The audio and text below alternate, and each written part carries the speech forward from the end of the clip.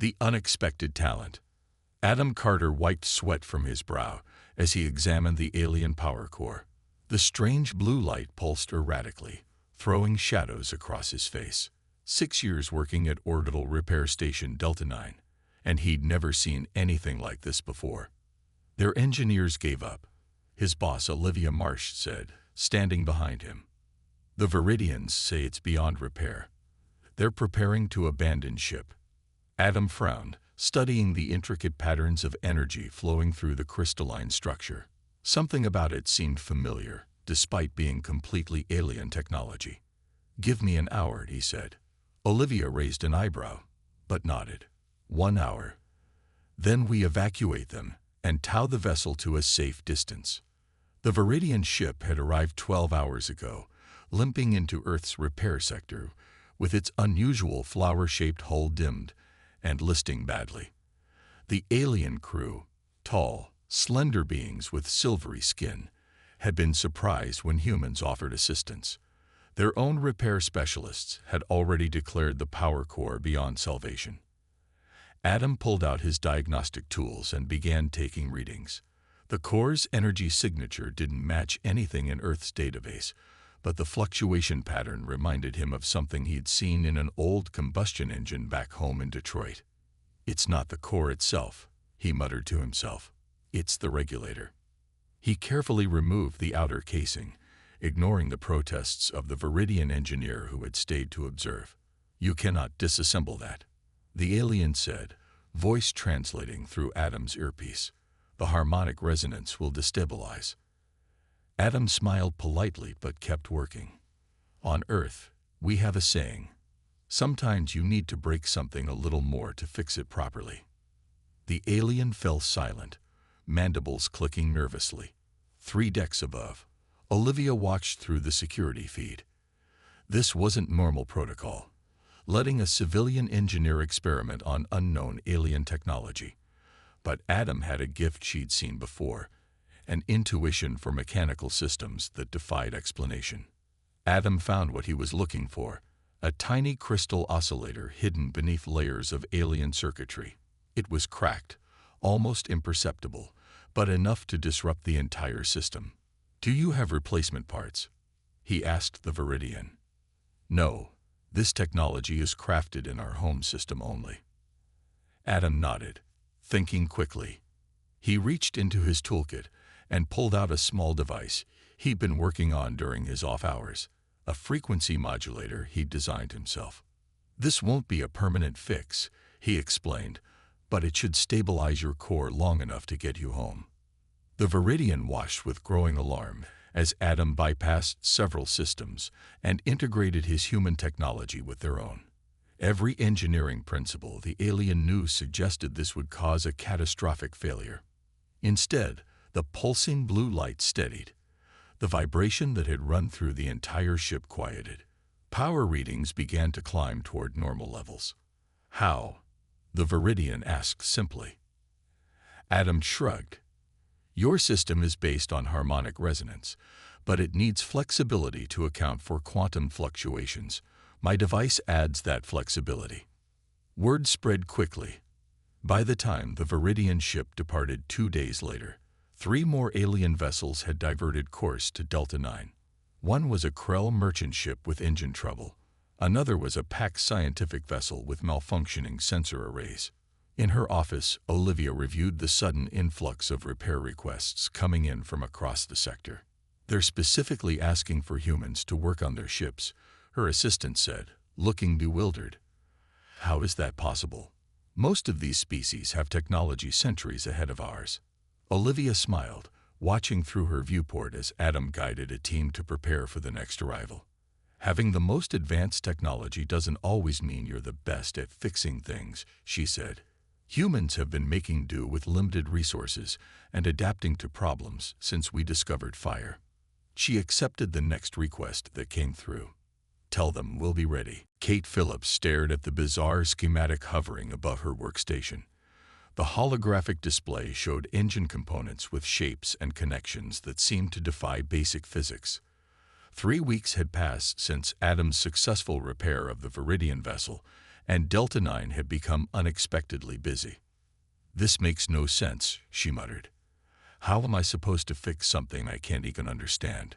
The alien standing beside her, a Zolarian with bright orange scales and 4 arms, clicked its mandibles in what Kate had learned was their equivalent of a sympathetic sigh. "Our language has 63 terms for mechanical efficiency," the alien explained. "Your translation system only recognizes 12 of them." Kate rubbed her temples. The language barrier was becoming as big a problem as the technical one. Every species had their own engineering terminology, and the standard galactic translator wasn't designed for the specific technical jargon they needed. "I have an idea," she said suddenly. She pulled out her personal tablet and began coding rapidly. "Instead of translating words, let's translate functions." Over the next 18 hours, Kate barely left her station as she developed an improvised translation system that focused on what components did rather than what they were called. By mapping functional relationships between parts, humans could understand alien systems without needing to know the exact terminology. When she finally demonstrated her new system to the Zolarian engineer, the alien scales changed color in surprise. "Simple but elegant," it said. "Very human." As more ships arrived, the repair station adapted. Hangar 3 was converted to accommodate methane-breathing species. The mess hall added synthesizers for 17 different biochemistries. Engineers like Kate and Adam found themselves teaching impromptu classes on human repair philosophy. "The difference," Adam explained to a group of alien engineers, "is that most of your civilizations develop technology in stable environments. Humans developed ours while constantly at war, or facing resource shortages, or during climate shifts." He held up a repair coupling he'd fashioned from mismatched parts. "We don't always build things perfectly, but we're very good at making them work when they break." Greg Martinez, the station's logistics officer, found himself overwhelmed with unusual requests. Alien crews wanted to observe humans at work, to understand how a species with relatively primitive technology could solve problems their advanced societies struggled with. "It's not about the technology," Olivia explained during a meeting with station personnel. "It's about approach. Most galactic cultures optimize for perfection. Humans optimize for resilience." The truth of her words was tested when an enormous Altarian diplomatic vessel appeared in orbit around Delta 9. The sleek ship gleamed like liquid mercury, representing one of the oldest and most technologically advanced civilizations in the known galaxy. "They're requesting emergency docking," Greg reported. "Some kind of catastrophic system failure." Olivia felt a momentary panic.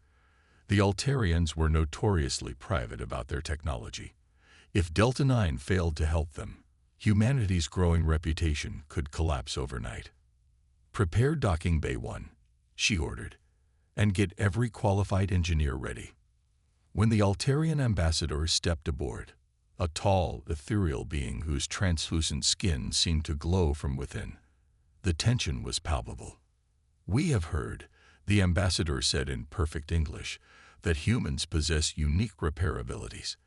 Our ship has experienced a failure in its dimensional stabilizer that our own engineers cannot resolve."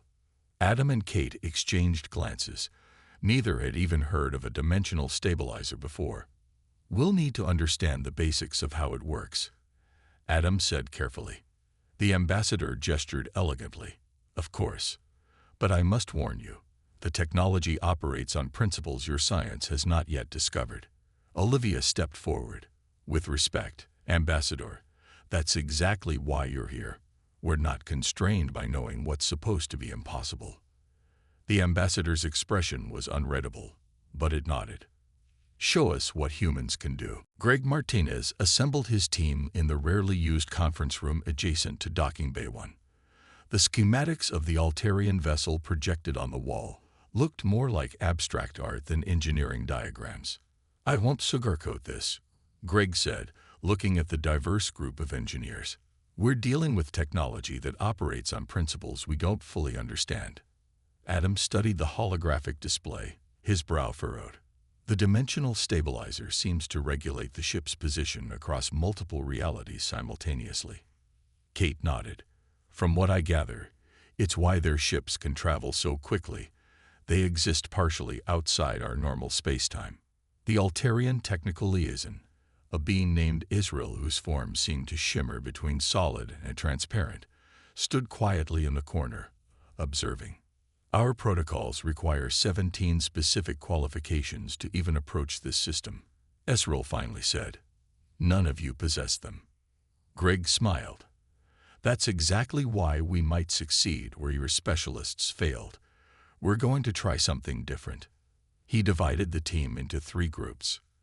Adam would lead the hands-on repair crew. Kate would handle data analysis and translation. The third team, led by engineer Lily Cortez, would focus on understanding the principles behind the technology. We have 48 hours before the dimensional instability threatens the station, Greg reminded them. Let's get to work. The first 12 hours brought nothing but frustration. The Altarian repair manuals were rigidly linear, step-by-step processes that left no room for deviation. When the team tried to follow them exactly, they hit the same roadblocks the Altarian engineers had encountered. This isn't working, Adam said during a break. We need to stop trying to think like Altarians. Lily nodded in agreement. Their entire approach is based on perfect knowledge and perfect execution. When something unexpected happens, their system breaks down. So what do humans do differently?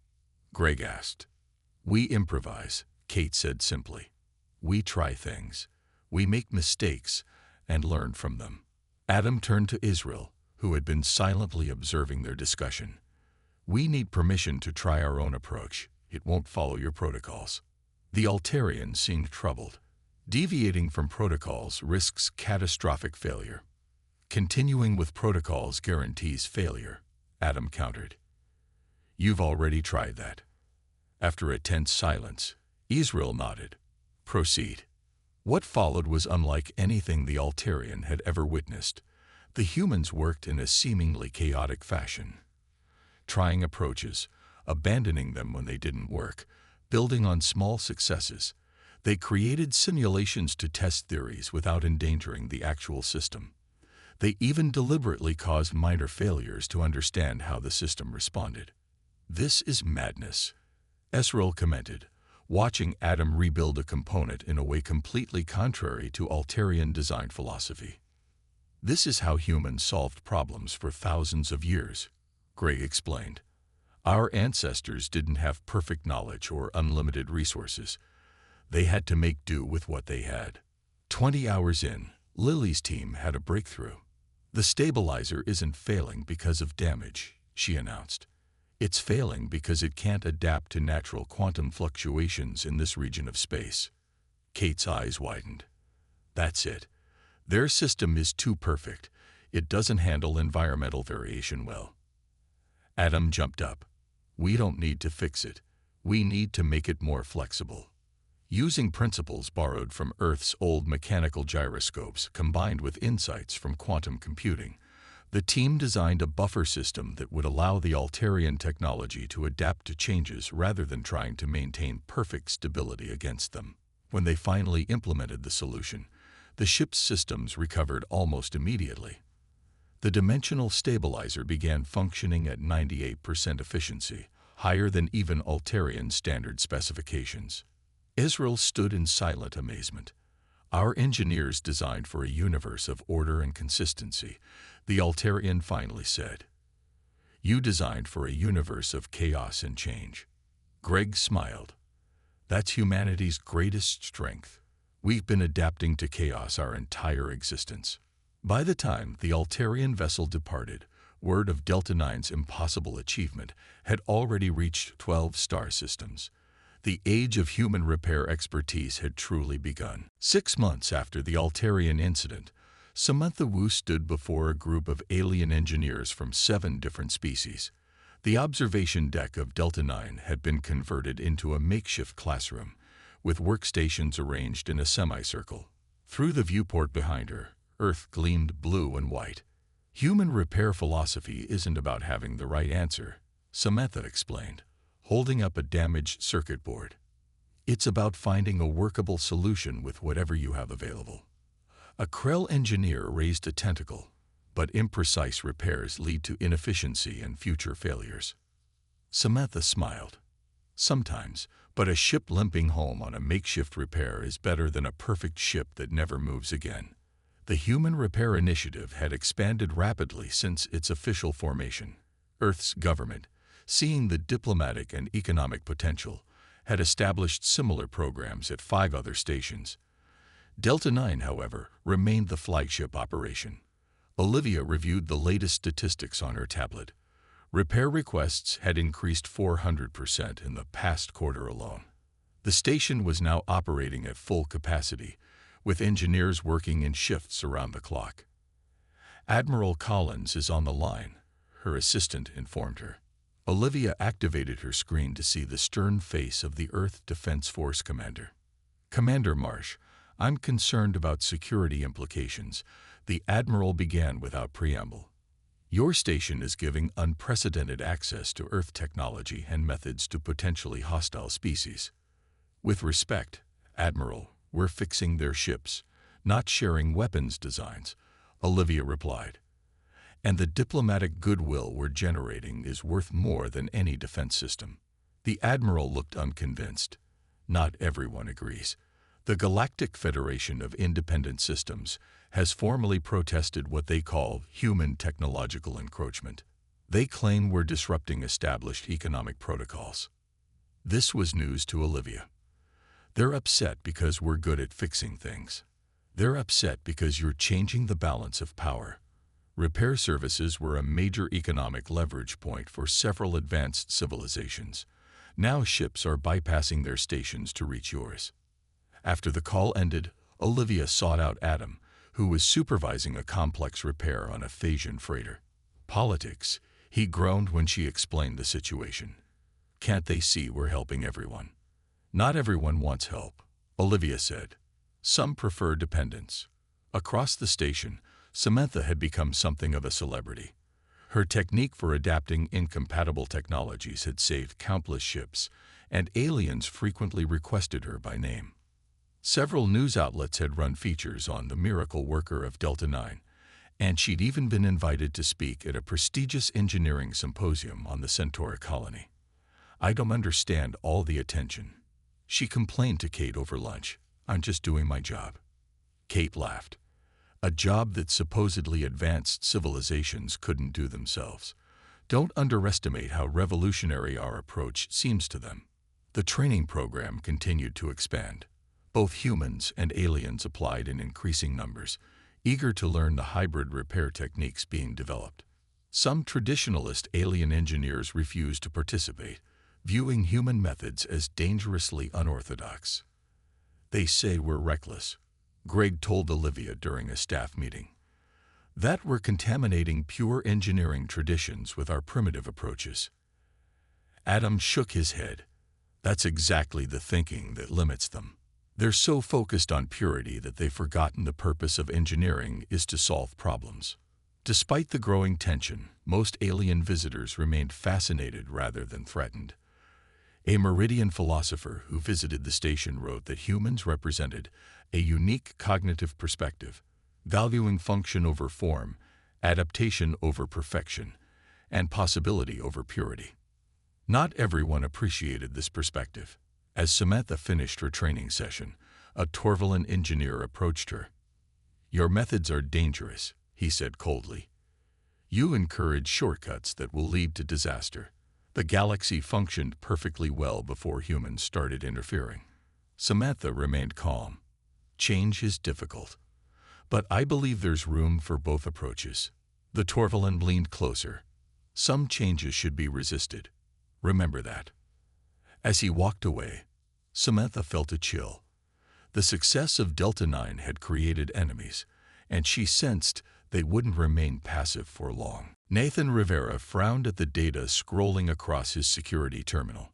This was the third report this month of a catastrophic failure in a ship previously repaired at Delta 9. As chief of security, he couldn't ignore the pattern any longer.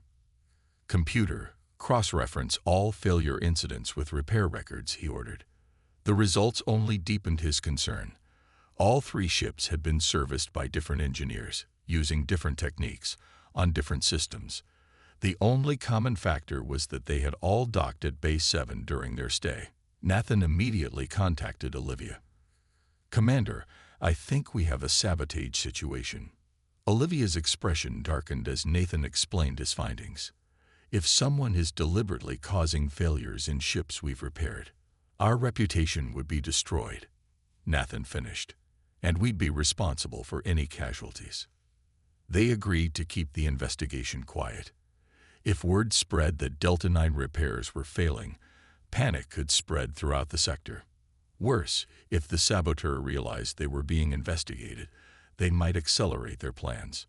Nathan enlisted Adam to help examine Bay 7. As the station's most experienced engineer, Adam could spot tampering that others might miss. "There," Adam said after hours of searching. He pointed to a nearly invisible modification in the bay's power distribution system. "This device is sampling the electronic signatures of every ship that docks here." "Sampling signatures? Why?" Nathan asked. "To understand their systems well enough to sabotage them later," Adam explained grimly. "It's sophisticated. The failures would happen far from here and look like natural mechanical breakdowns." Nathan carefully removed the device. "Can you tell who installed it?" "Not directly, but this uses components from Torvalin Manufacturing." The Torvalins, one of the galaxy's oldest spacefaring civilizations, had been vocal critics of human repair methods. Their engineers adhered to rigid protocols developed over thousands of years and viewed human improvisation as dangerous heresy.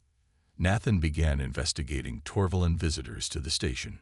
His search led him to a diplomatic aide named Verex, who had accessed Base 7 maintenance tunnels 3 times in the past month, despite having no engineering duties. "We can't accuse a diplomatic representative without solid evidence," Olivia cautioned when Nathan reported his findings. "It could trigger an interstellar incident." Before they could decide on next steps, more troubling news arrived. 3 major alien transport companies had canceled their contracts with Delta 9, citing safety concerns. An official inquiry from the Galactic Council followed, questioning whether human repair standards were adequate for interstellar vessels. "This is a coordinated campaign," Samantha realized during an emergency staff meeting.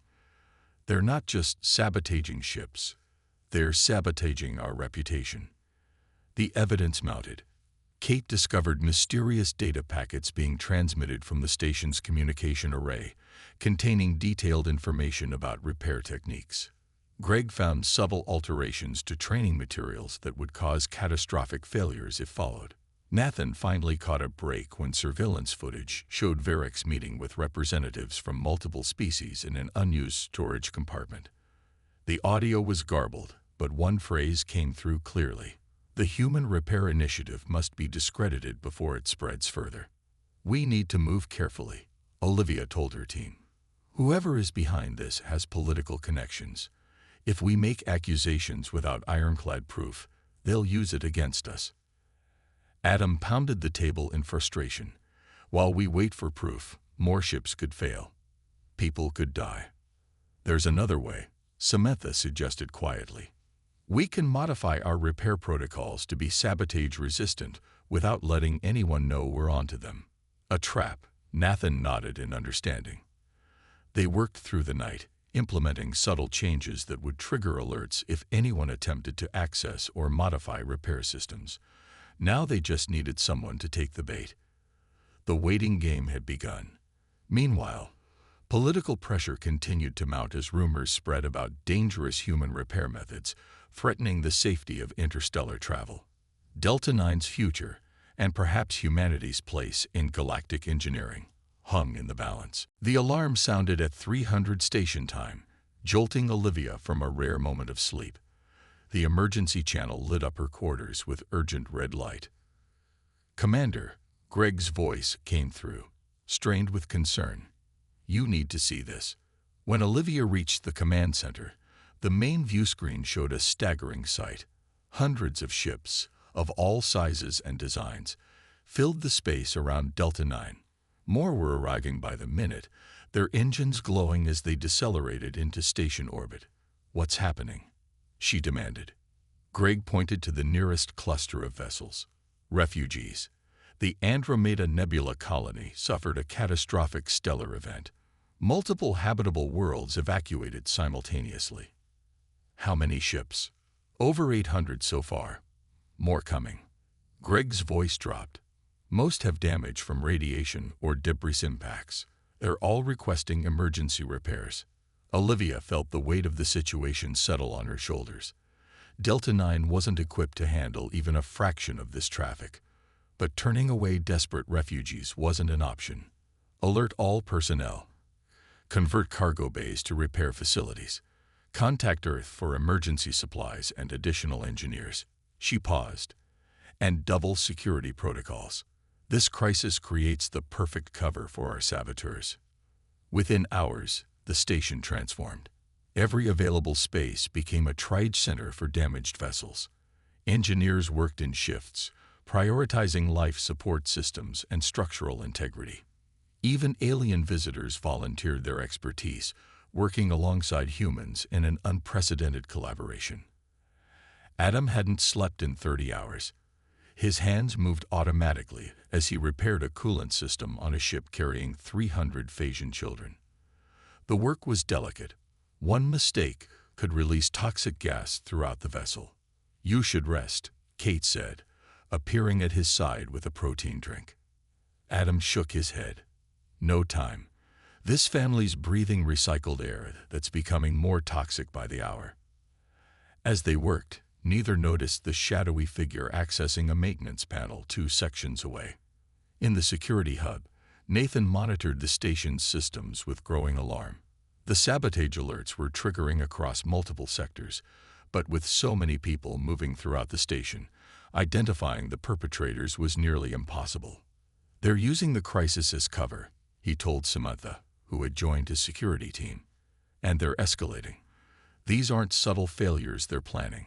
They're trying to cause catastrophic damage." Samantha studied the alert pattern. "They're targeting the station's main power grid. If they succeed, every ship currently docked would lose life support." Nathan finished grimly. "Thousands would die." His communicator beeped with an urgent message from his security team. "Sir, we've confirmed Verex is meeting with 7 others in Maintenance Tunnel J12. That's directly beneath the main reactor," Samantha realized. Nathan assembled a response team within minutes. As they prepared to move in, another alarm sounded, this one station-wide. "Warning. Unidentified vessel approaching at high velocity. Impact imminent." Olivia's voice cut through the chaos. "All personnel, brace for impact." The collision never came. Instead, through the viewport, they watched as several ships, many recently repaired by Delta 9, moved to intercept the incoming vessel. They formed a defensive barrier, protecting the station. Nathan used the distraction to lead his team into the maintenance tunnel. They found Verex and his conspirators installing a device directly into the station's power distribution system. "Step away from the console," Nathan ordered, weapon raised. Verex turned, his Torvalin features twisted with contempt. "You don't understand what you're interfering with. Human repair methods violate the natural order. They must be discredited before they spread further." "By killing thousands of innocent refugees," Samantha demanded, having joined the security team. "Sacrifices are sometimes necessary to maintain cosmic balance," another conspirator stated coldly. The standoff ended when the station shuddered violently. The attacking ship had broken through part of the defensive line and struck a glancing blow to Delta 9's outer hull. In the confusion, Verex activated the device. Red warning lights flashed as the station's power began to fluctuate. "What have you done?" Nathan demanded. Verex smiled. "Created a cascade failure that will prove once and for all the inferiority of human engineering." Adam's voice came through the comms. "I can stabilize the system, but I need direct access to the primary junction." Nathan realized with horror that the primary junction was in the section directly hit by the attacking ship, now exposed to vacuum. The race against time had begun. Adam stared at the damaged airlock separating him from the primary junction. Beyond the reinforced viewport, he could see the exposed section of the station, a jagged wound in Delta IX's hull where the attacking ship had struck. Stars shone through the gap, beautiful and deadly. The cascade failure will reach critical levels in 14 minutes, Kate reported through his earpiece.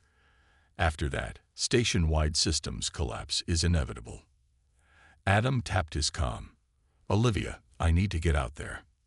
Negative, she replied instantly. That section is compromised. We've evacuated everyone. If I don't stabilize that junction, we lose the station and every refugee ship docked with us. A moment of silence followed. Then, what do you need? An emergency EVA suit and whatever engineer can get here fastest. To his surprise, the first person to arrive wasn't a human at all. An Altarian engineer named Merith glided toward him, already wearing an adaptation suit designed for vacuum conditions.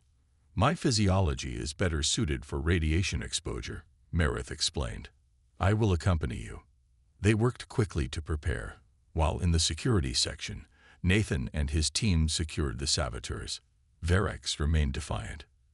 You cannot stop what we've begun, he insisted. The cascade is designed to accelerate if tampered with. Samantha, monitoring the power fluctuations, realized he was telling the truth. Adam, the system is booby-trapped. Any standard repair attempt will trigger immediate failure. Adam paused inside the airlock. Then we don't use standard repairs. With Merith beside him, Adam pushed into the vacuum of space. Magnetic boots kept them anchored to the station's hull as they navigated toward the damaged section. The primary junction box hung precariously from torn support beams, sparking occasionally as power surged through its damaged circuits. We need to bypass the entire junction, Adam decided. Create a completely new circuit path. Merith's voice came through his helmet comm. Impossible. The main conduits cannot be rerouted in time. Who said anything about using the main conduits? Throughout the station, every available screen showed Adam and Merith working against the backdrop of stars. The refugee ships maintained their protective formation around Delta IX, shielding it from further attacks. Inside, humans and aliens worked side by side, evacuating the most vulnerable sections. In the break, Nathan made Verex watch the repair effort. This is what you don't understand about humans, he said. We don't give up when systems fail. We adapt. On the hull, Adam implemented his desperate plan. Using components from his own EVA suit and materials salvaged from the damaged section, he constructed an improvised power shunt that would bypass the sabotage junction entirely. 7 minutes to system failure, Kate warned. Merith, following Adam's instructions, disconnected power relays in a precise sequence that prevented the booby trap from triggering. The Altarian moved with incredible precision, adapting immediately to Adam's unorthodox approach. Ready on my mark, Adam said, positioning the final connection. 3, 2, 1. He connected the bypass. For a terrifying moment, nothing happened. Then the emergency lights throughout the station stopped flashing. The power stabilized. It's working, Kate exclaimed. Cascade failure averted. A cheer erupted throughout the station, echoed by the crews of the refugee ships monitoring their communications. Adam and Merith made their way back to the airlock, where Olivia was waiting. That was either the bravest or most foolish thing I've ever seen, she told Adam as he removed his helmet. Sometimes they're the same thing, he replied with a tired smile. 3 days later, as the last of the refugee ships departed with completed repairs, Delta IX received an unexpected transmission. The Galactic Council, the highest governing body in known space, requested an audience. When the council representatives arrived, they didn't come with accusations or inquiries about the sabotage attempt. Instead, they presented a formal declaration. In recognition of exceptional service to multiple species during a time of crisis, and in acknowledgement of unique contributions to galactic engineering knowledge, Delta 9 is hereby designated as the first human facility to receive Stellar Heritage Site status. The designation came with protection guarantees and funding for expansion. The conspirators, including Varex, were remanded to council custody for trial. As the ceremony concluded, Adam found himself standing with Merith at the observation deck, watching stars shimmer beyond the newly repaired hull. Your people once built ships from wood to cross vast oceans, the Altarian observed. Now you repair technology you barely understand. The constant is your willingness to try what seems impossible. Adam smiled. That's what makes us human.